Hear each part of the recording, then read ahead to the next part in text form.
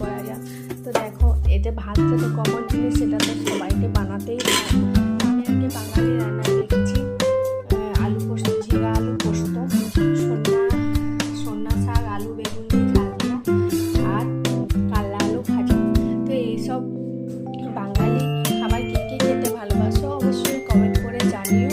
আর অবশ্যই চ্যানেলটা সাবস্ক্রাইব করে পাশে থাকা বেল আইকনটা ক্লিক করে অবশ্যই অল বাটনে ক্লিক করে সাবস্ক্রাইব করে রেখো, যাতে নতুন নতুন রেসিপি এলে তোমরা সঙ্গে সঙ্গে নোটিফিকেশন পেয়ে যাও।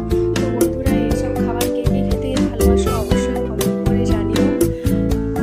এইটুকুই ছিল তোমাদের সাথে শেয়ার করা। তো চলো টাটা, বাই বাই, সবাই ভালো থেকো, সুস্থ থেকো এই কামনাই করি ভগবানের কাছে। অবশ্যই কিন্তু জানিও এই খাবারগুলো কার কার খুব পছন্দের। আমার তো খুব পছন্দের, আমার পরিবারেরও খুব পছন্দের, আমার ছেলে স্বামী সবাই খেতে খুব ভালোবাসে। তোমাদের পরিবারে কে কে খেতে ভালোবাসে অবশ্যই আমাকে জানিও, ঠিক আছে? টাটা, লাইক কমেন্ট শেয়ার করো। টাটা, বাই বাই, সবাই সুস্থ থেকো।